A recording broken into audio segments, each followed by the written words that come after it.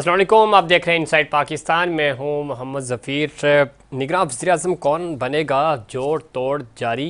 इस वक्त बहुत सी प्रोफाइल्स डिस्कस हो रही हैं, नाम डिस्कस हो रहे हैं। कोई कह रहा है कि कोई कॉलमिस्ट होगा वज़ीर-ए-आज़म, और कोई किसी सियासतदान का नाम ले रहा है, कोई साबिक ब्यूरोक्रेट और सहाफ़ियों के नाम भी ज़ेर गर्दिश हैं। देखना यह है कि ये सरप्राइज़ क्या होगा और निगरान वज़ीर-ए-आज़म कौन होगा। इसके ऊपर ज़रा मौजूदा वज़ीर-ए-आज़म ने भी कहा है कि अब हम जा रहे हैं, जिन हालात में हमें हुकूमत मिली थी और वो बहुत ही बुरे थे, डिफ़ॉल्ट का ख़तरा था, इन तमाम चीज़ों से बाहर निकाल दिया और मुल्क को अपने कदमों पे खड़ा कर दिया है। उन्होंने कहा कि इस वक्त जो माजी की हुकूमत थी उसकी सारी गलतियाँ, उनका जो सारा गंद था वो हमने साफ़ कर दिया। अब निगरान हुकूमत के हवाले ये तमाम मामलात करके जाएंगे और आगे उन्होंने टैकल करना है।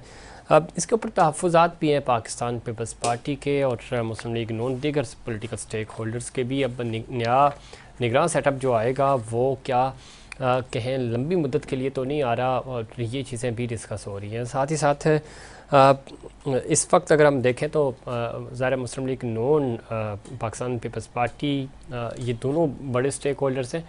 पाकिस्तान पीपल्स पार्टी तो चाह रही है कि फ़ौरी तौर पे इंतखाबात हों। क्या अगले 90 दिन में, अगर असम्बलियाँ 8 अगस्त से 13 के दरमियान तहलील होती हैं, 90 दिन का मार्जिन मिलेगा, क्या 90 दिन में इलेक्शंस हो सकेंगे? माहौल ऐसा है, बज़ाहिर जितने भी पॉलिटिकल स्टेक होल्डर्स हैं वो ये समझते हैं, या जो सियासी पंडित हैं वो ये समझते हैं कि फ़ौरी इलेक्शंस तो होते हुए नज़र नहीं आ रहे। एक आइन कानून तो यही कहता है कि आपको इंतखाबात कराने हैं, लेकिन पंजाब में हमने देख लिया कि इलेक्शंस नहीं हो सके, केपी में नहीं हो सके। तो इसी तरह अगर ये सेटअप लंबा हो गया तो इसमें नुकसान किसका होगा?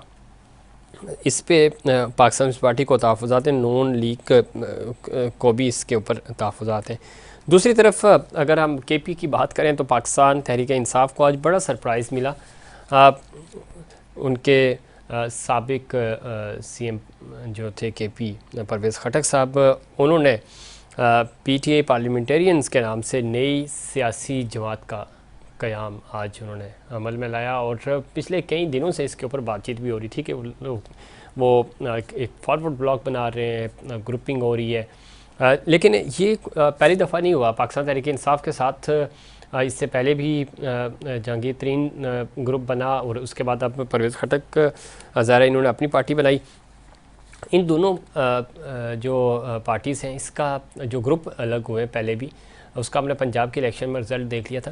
लेकिन केपी में तो अच्छे खासे सारे लोग, कोई लगभग 57 के जो उन्होंने नंबर्स बताए, और उसके बाद कुछ लोगों की तरदीद भी आना शुरू हो गई। बड़ा धचका ज़रूर है, लेकिन क्या जिस तरह पॉलिटिकली पाकिस्तान तहरीक इंसाफ टूट रही है, उनका वोटर भी टूटेगा? ये सबसे बड़ा निशान है और सवाल है। लेकिन जो माहौल बना हुआ है, जिस तरह का मोमेंटम है, इलेक्शंस होंगे ज़बरदस्ती अगर हम चीज़ें देखें, और जिस तरह की इस वक्त एक इंजीनियरिंग की जा रही है, तो उसका फ़ायदा किसको होगा? और 2002 हमें याद है, उस वक्त जब इलेक्शंस हुए थे, मुस्लिम लीग नून के साथ भी इसी तरह का कुछ माहौल बना था, और क्यू लीग को उस वक्त वोट पड़ गए थे। क्या आने वाले इंतखाबात चाहे वो 23 में हों या 23 के बाद भी होते हैं, तो इसका फ़ायदा जो ग्रुप्स बन रहे हैं इनको होंगे या नहीं होंगे? और ये एक कॉन्सेप्ट बनता जा रहा है, और पिछले 2-3 दिन से तो इसके ऊपर बहुत ज़्यादा बात भी हो रही है, समझा जा रहा है। और जो सियासत को समझते हैं वो शायद इस चीज़ को भी समझ रहे हैं कि कहें मामला डिवाइड किए जा रहे हैं। सिंध में पाकिस्तान पार्टी स्ट्रॉन्ग है और अच्छी पोजीशन में है। केपी में अब जो ये ग्रुप सामने आया है, अगर ये इसी तरह इलेक्शन में जाता है तो इनकी पोजीशन ठीक होगी। बलूचिस्तान ऑलरेडी डिवाइडेड है, और पंजाब में इस्तेकाम पार्टी जो है वो उसको कुछ हिस्सा मिलेगा। पाकिस्तान पीपल्स पार्टी वहाँ पे जनूबी पंजाब में बड़ी अच्छी पोजीशन में है, और जरदारी साहब खुद ज़ाहिर पिछले दिनों मौजूद भी थे वहाँ पे। अब इस्लामाबाद में वहाँ पे भी माहौल बनेगा, और पंजाब में मुस्लिम लीग नून भी है, तो ये एक सिंगल लार्जेस्ट पार्टी का माहौल बनता हुआ नज़र नहीं आ रहा। तो देखना ये है कि माहौल किस तरह बनेगा, क्या होंगे, इस पर बात करेंगे। हमें ज्वाइन किया जनाब सेनेटर ज्ञान चंद साहब ने, सीनियर सियासतदान है, सीनियर रहनुमा है पाकिस्तान पीपल्स पार्टी के। ज्ञान साहब खुशामदीद कहते हैं आपको शो में। ज्ञान चंद साहब सुन पा रहे हैं आप मुझे? आवाज़ नहीं पहुंच पा रही। ज्ञानचंद साहब से जानेंगे कि माहौल क्या बन रहा है इस वक्त, और जो पॉलिटिकली हम देख रहे हैं ख़ास तौर पे पाकिस्तान पीपल्स पार्टी के तहफ़्फ़ुज़ात भी हैं और वो ये चाहते हैं कि इलेक्शंस वक्त पे हों, निगरान सेटअप असम्बलियाँ ज़ाहिर अगर 8 अगस्त से 12 के दरमियान तहलील हो जाती हैं तो 90 दिन का मार्जिन मिल जाएगा, इलेक्शन कमीशन के पास वक्त होगा। इस्लाहात के ऊपर तो अब ज़्यादा टाइम गुजर चुका है, तो क्या इस्लाहात और तहफ़्फ़ुज़ात दूर हो पाएंगे? इन तमाम इशूज़ पर बात करेंगे। ज्ञानचंद साहब हमारे साथ मौजूद हैं। ज्ञान साहब सुन पा रहे हैं आप मुझे? आवाज़ तो ज़रा स्लो आ रही है लेकिन ज्ञानचंद साहब आवाज़ मैं कोशिश करूँगा बेहतर हो, आप तक आवाज़ बेहतर तरीके से पहुँच सके। किस तरह देखते हैं, एक तो ये कि इस वक्त माहौल ज़रा निगरान सेटअप के लिए, निगरान वज़ीर-ए-आज़म के लिए नाम कुछ हलकों में शायद फाइनल भी हो चुके हैं, सीवीज़ भी डिस्कस हो रही हैं। क्या समझते हैं कि वाकई एक तो असम्बली आपका प्रपोज़ल भी था 8 अगस्त को या 8 अगस्त से 12 के दरमियान तहलील हो जाएँ असम्बलियाँ एक साथ, ताकि 90 दिन का मार्जिन मिल सके इलेक्शन कमीशन को, बेहतर तरीके से चीज़ें हो जाएँ, इलेक्शंस के हवाले से इस्लाहात भी हो सकें। क्या लगता है कि ये सारी चीज़ें पॉसिबल हो पाएंगी और 90 दिन के अंदर अंदर इलेक्शंस मुमकिन हो सकेंगे, और आपके जो तहफ़्फ़ुज़ात हैं इलेक्शन कमीशन को लेकर वो भी दूर हो सकेंगे? ज्ञानचंद साहब जी, आवाज़ तो मुझे सही सुनाई नहीं दी, लेकिन जो मैं समझा हूँ जी, कि इलेक्शन को टाइम के होना है, ठीक है, ये कॉन्स्टिट्यूशनली बाउंड है हम उसको टाइम पे करवाने के लिए। तो मैं नहीं समझता कि कोई किसी भी रीजन की वजह से इलेक्शन को आगे कर दिया जाए। जहाँ तक सेंसस का ताल्लुक है तो ये पहले ही 5 साल 10 साल के बजाय 5 साल में हुआ था। अगर वो प्रोसेस पूरा हो जाता है या सब पार्टीज बैठकर तय करती हैं कि 1 महीना आधा आगे पीछे होकर, लेकिन इलेक्शन के सिवा ये अब गुजारा नहीं हो सकता, ये आगे हमारा मुल्क नहीं चल सकता। तो हमारे पार्टी का हमारा मौक़िफ़ जो क्लियर है कि हम टाइम पे इलेक्शन चाहते हैं, एज पर कॉन्स्टिट्यूशन इलेक्शन चाहते हैं, रिजल्ट जो भी आए हमें उम्मीद है कि हम प्रोग्रेस करेंगे, लेकिन डेमोक्रेसी में ही हमारी जीत है। इसलिए हम समझते हैं कि कॉन्स्टिट्यूशनली डेमोक्रेटिकली लाजमन या अक्टूबर या नवंबर में इलेक्शन होने हैं और वही नवंबर तक ही करवाने पड़े। ठीक है। अब ज्ञानचंद साहब बिल्कुल दुरुस्त कह रहे हैं, जमहूरियत बेहतरीन इंतकाम है, आपका स्लोगन भी है। माहौल यही होना चाहिए, आइन कानून यही कहता है, असूल यही कहते हैं। अब ज़रा अगर 8 अगस्त जिस तरह आपका प्रपोज़ल था और 8 से 12 के दरमियान होती है तो असम्बली तहलील कर देते हैं, तो और बाकी असम्बलियाँ भी, तो फिर तो 90 दिन का मार्जिन मिल जाएगा। और अगर असम्बली डिज़ोल्व 13 अगस्त को होती है तो फिर आपके पास 60 दिन होंगे इलेक्शन कमीशन के पास। टेक्निकली जो चीज़ें हैं, जब हम भी लोगों से बात करते हैं, आप जैसे जो सियासतदान हैं, तो वो भी ये समझते हैं कि जो माहौल है, और ख़ुद कहें ज़ाहिर पाकिस्तान पीपल्स पार्टी की जो सीनियर लीडरशिप है उसको भी कहें थोड़ा सा डाउट है कि मामला निगरान सेटअप वाला लंबा ना हो जाए। जिस तरह के हालात हैं, चीज़ें हैं, मुस्लिम लीग नून किसी हद तक इस बात पे कन्विंस भी है। पाकिस्तान पीपल्स पार्टी तो चाह रही है कि इलेक्शंस वक्त पे होने चाहिए, चाहे वो नवंबर में हों, दिसंबर में हों, इससे ज़्यादा लेट नहीं होने चाहिए। लेकिन मार्च अप्रैल की बातें अगले साल की भी हो रही हैं। तो आप नहीं समझते कि अगर इस तरह की कोई माहौल बना तो फिर आप पाकिस्तान पीपल्स पार्टी जो है वो सड़कों पे होगी, प्रोटेस्ट करेगी अपना आइनी और जो बुनियादी हक है उसके लिए? लेकिन मैं ये प्रोटेस्ट तो बड़ी बात है, उस तक नहीं जा सकता हूँ, लेकिन पीपल्स पार्टी इसको कभी बर्दाश्त नहीं करेगी कि कॉन्स्टिट्यूशनली जो टाइम पीरियड है उससे हम आगे जाएं। हम कहते रहे मुद्दत इलेक्शन पूरी करें या कोई कॉन्स्टिट्यूशनल रास्ता है तो वो निकाला जाए। हाँ, जहां तक ये है कि हम समझते हैं कि हमारे जो हालात हैं उनमें हम अफोर्ड नहीं कर सकते कि इस किस्म का कोई एडवेंचर किया जाए। ठीक है, हमें इलेक्शन करवाने हैं, 2 महीने बाद में क्यों करवाएं, हम 2 महीने पहले क्यों ना करवा दें।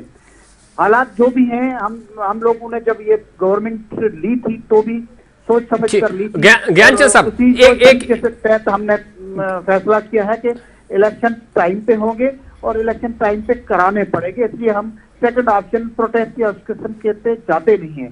हम कॉन्स्टिट्यूशन के साथ हैं और कॉन्स्टिट्यूशन के ठीक साथ सर, आइन तो यही कहता है कि आइन इलेक्शंस 5 साल मुद्दत पूरी होने के बाद 90 दिन में हो जाने चाहिए, होने चाहिए।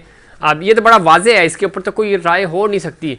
लेकिन आप जो बात कर रहे हैं, आपके अलावा दूसरी जो जमातें हैं वो इस तरह राज़ी नहीं है या इतना पुरुमीद भी नहीं है।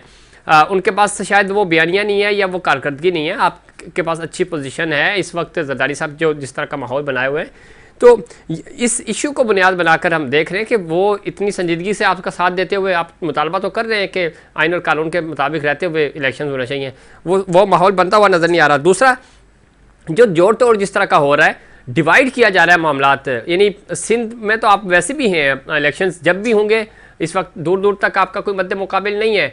केपी में आपने देखा परवेज़ खटक साहब की एंट्री हुई है, और इधर पंजाब में इस्तेकाम पार्टी आई है, नून लीग भी है। नून लीग को थोड़े से तहफ़्फ़ुज़ात आपके भी हैं कि आप पंजाब में क्यों इंटरफेयर कर रहे हैं। तो ये सारा माहौल आपको लगता है कि अगर इलेक्शंस हो जाते हैं, और अल्लाह करे कि हों, चूँकि इसका हल भी यही है कि इलेक्शंस होने चाहिए जैसे भी हों, तो सिंगल लार्जेस्ट पार्टी तो कोई एक नहीं हमें नज़र आ रही, इसी तरह की इत्तेहादी हुकूमत ही बनती हुई नज़र आ रही है। आप किस तरह देखते हैं? देखिए, हालात तो इसी तरफ ही जा रहे हैं कि इधर भी कोई पार्टी वाज़ह अक्सरियत नहीं ले पाएगी, लेकिन हमें आर्ट आती है कि मुख्तलिफ पार्टीज के साथ कैसे गवर्नमेंट चलाई जाए। तो इसका कोई फिक्र नहीं है, लोगों को फैसला करने दें कि वो किस किस को इलेक्ट करके भेजते हैं, वो उनकी समझदारी कितनी है। वो जब आकर पार्लियामेंट के अंदर बैठेंगे तो पार्लियामेंट के अंदर फैसला हो ही जाएगा कि किसी को वजीर आज़म बनना है। तो मैं समझता हूं कि वजीर आज़म किसको बनना है वो फैसला लोगों को करना है और पार्लियामेंट को करना है, इसलिए हम इस बात पे फिक्रमंद नहीं है। हम फेयर एंड फ्री के इलेक्शन के लिए फिक्रमंद हैं और टाइमली इलेक्शन के लिए फिक्रमंद हैं। टाइमली इलेक्शन तो होना ही है, बाकी फेयर एंड फ्री के लिए कोशिश करें। आखिरी चीज़ सर, ज्ञानचंद साहब, आपकी पार्टी भी इस मरहले से गुजरी जहाँ से आज पाकिस्तान तहरीक इंसाफ गुजर रही है, आपके लोगों को भी तोड़ा गया, इधर उधर प्रेशर डाले गए, यही कुछ आज पीटीआई के साथ भी हो रहा है। ये कल आपके साथ हो या पाकिस्तान मुस्लिम लीग नून के साथ हुआ, उस वक्त भी गलत था। 2002 में क्यू लीग बनाई गई, जितवाई भी गई, तो या जीती गई जैसी भी, तो आप समझते कि ये होना चाहिए किसी भी पॉलिटिकल पार्टी के साथ? देखिए, हमारे साथ जो कुछ हुआ उसकी कोई कंपेरिजन नहीं है। पाकिस्तान में क्या, शायद दुनिया की किसी डेमोक्रेटिक मूवमेंट में जी कहीं कुछ इस वाक़ से होगा, लेकिन पीटीआई के साथ क्या हुआ है? पीटीआई तो अभी भी फैसिलेट हो रही है। पीटीआई ने कोर कमांडर का घर जला दिया, जीएचक्यू पे हमला कर दिया, फिर भी पीटीआई का लीडर तो एक दिन भी जेल में नहीं बैठ सकता है। कोर्टें उसको जमानतों पे जमानतें दे रही हैं।